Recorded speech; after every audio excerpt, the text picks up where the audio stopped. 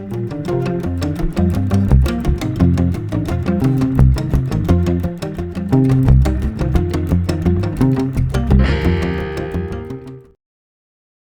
മതബോധന ഗ്രന്ഥത്തിന്റെ ഉദ്ദേശവും അത് ലക്ഷ്യം വെക്കുന്നവരും സമസ്ത സഭാ പാരമ്പര്യത്തിന്റെയും രണ്ടാം വത്തിക്കാൻ സൂനകദോസിന്റെയും വെളിച്ചത്തിൽ വിശ്വാസത്തെയും ധാർമ്മിക നിയമങ്ങളെയും സംബന്ധിക്കുന്ന കത്തോലിക്ക പ്രബോധനത്തിന്റെ അടിസ്ഥാനപരവും സത്താപരവുമായ ഉള്ളടക്കത്തിന്റെ സജീവ സംശ്ലേഷണം അവതരിപ്പിക്കുന്നതാണ് ഈ മതബോധന ഗ്രന്ഥത്തിന്റെ ഉദ്ദേശം. ഇതിന്റെ മുഖ്യ ഉറവിടങ്ങൾ വിശുദ്ധ ഗ്രന്ഥവും സഭാപിതാക്കന്മാരും ആരാധനക്രമവും സഭയുടെ പ്രബോധന അധികാരവുമാകുന്നു. വിവിധ രാജ്യങ്ങളിൽ രചിക്കപ്പെടുന്ന മതബോധന ഗ്രന്ഥങ്ങൾക്കും സംഗ്രഹ ഗ്രന്ഥങ്ങൾക്കുമുള്ള സംശോധക സ്രോതസ്സായിട്ടാണ് ഇത് ഉദ്ദേശിക്കപ്പെട്ടിരിക്കുന്നത്. മതബോധനത്തിന്റെ ഉത്തരവാദിത്തം വഹിക്കുന്നവരെ പ്രഥമമായി ഉദ്ദേശിച്ചിട്ടുള്ളതാണ് ഈ ഗ്രന്ഥം.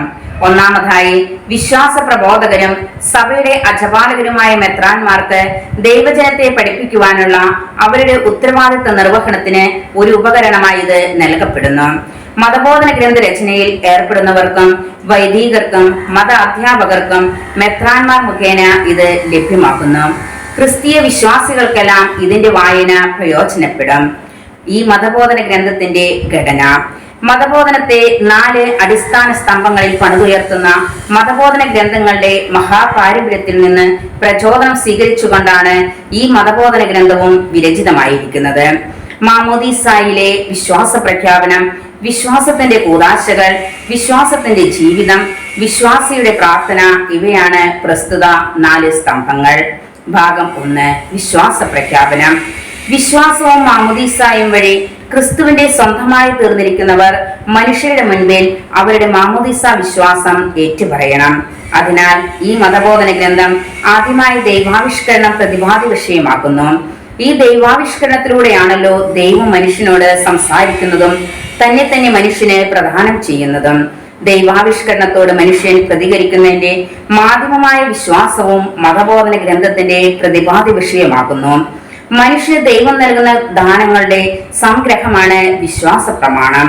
നന്മയായിട്ടുള്ളവയെല്ലാം വിധാതാവ്, രക്ഷകൻ, പവിത്രാതാവ് എന്നീ നിലകളിലാണ് ദൈവം മനുഷ്യന് ദാനങ്ങൾ നൽകുന്നത്. ഏകദൈവത്തിലുള്ള നമ്മുടെ മാമോദീസ വിശ്വാസത്തെ കുറിച്ചുള്ള 3 അധ്യായങ്ങളിലായിട്ടാണ് വിശ്വാസ പ്രമാണം പ്രതിപാദിക്കപ്പെടുന്നത്. സൃഷ്ടാവും സർവശക്തനുമായ പിതാവ്, അവിടുത്തെ പുത്രൻ, നമ്മുടെ കർത്താവും രക്ഷകനുമായ യേശുക്രിസ്തു, വിശുദ്ധ സഭയിൽ നമ്മെ പൗത്രീകരിക്കുന്ന പരിശുദ്ധാത്മാവ്. ഭാഗം 2 വിശ്വാസത്തിന്റെ കൂദാശകൾ.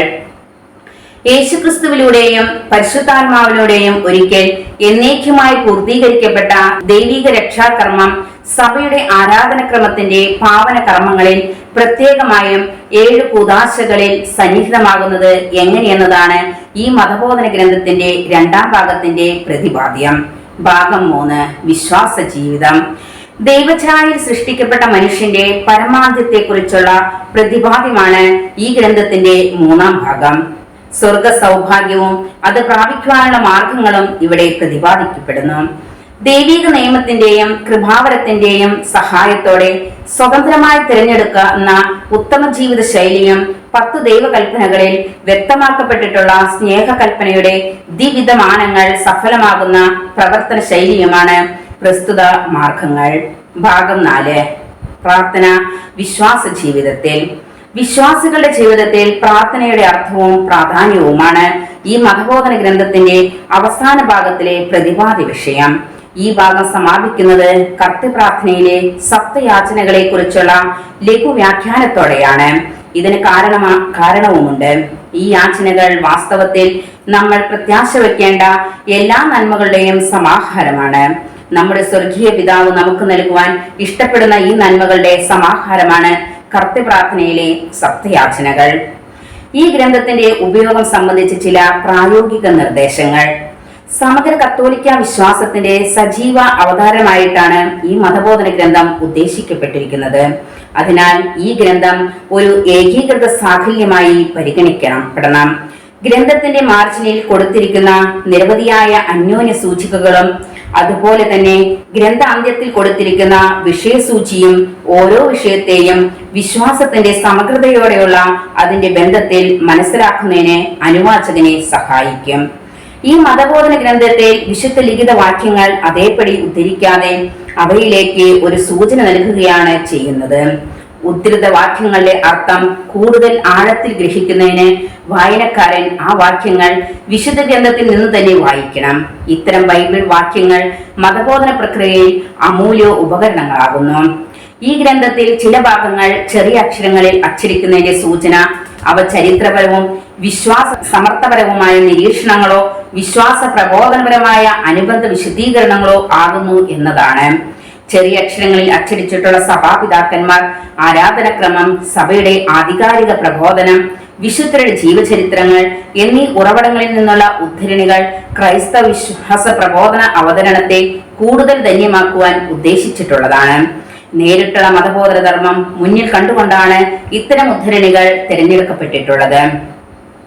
ഓരോ വിഷയഘടകത്തിന്റെയും പ്രതിപാദനം കഴിഞ്ഞ് അതിന്റെ അവസാനം ചരിഞ്ഞ അക്ഷരങ്ങളിൽ കൊടുത്തിരിക്കുന്ന സംഗ്രഹവാക്യങ്ങൾ ആ വിഷയഘടകത്തിൽ അവതരിപ്പിച്ച പ്രബോധനത്തിന്റെ അന്തസത്ത ചുരുക്കമായി എടുത്തു കാണിക്കുന്നവയാണ്.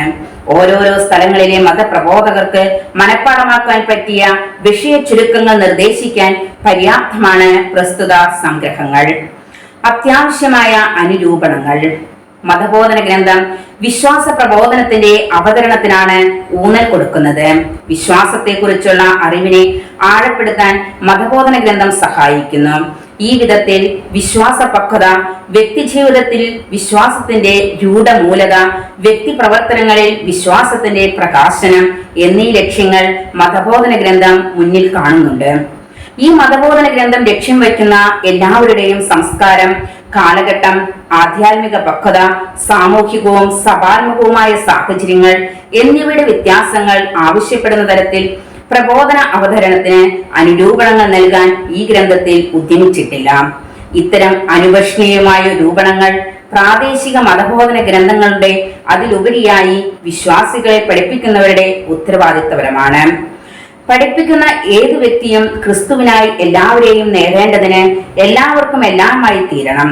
ഏൽപ്പിക്കപ്പെട്ടവരെല്ലാവരും ഒരേ തരത്തിലുള്ള മനുഷ്യർ ആണെന്നും തന്മൂലം എല്ലാ വിശ്വാസികളെയും ഒരേ രീതിയിൽ പഠിപ്പിക്കുകയും യഥാർത്ഥ ഭക്തിയിൽ രൂപപ്പെടുത്തുകയും ചെയ്യണമെന്നും അധ്യാപകർ സങ്കല്പിക്കുന്നത്. ചിലർ ക്രിസ്തുവിൽ നവജാത ശിശുക്കളെ പോലെയാണ്, മറ്റു ചിലർ യൗവനത്തിലേക്ക് കടന്നു വരുന്നവരാണെന്നും ഇനിയും വേറെ ചിലർ തങ്ങളുടെ കഴിവുകളുടെ മേൽ പൂർണ്ണ സ്വാധീനമുള്ള പ്രായപൂർത്തിയായ മനുഷ്യരാണെന്നും അധ്യാപകർ മനസ്സിലാക്കട്ടെ. ഇങ്ങനെയുള്ളവരിൽ ചിലർക്ക് പാലും ചിലർക്ക് കൂടുതൽ ഖരമായ ഭക്ഷണവും ആവശ്യമാണ്.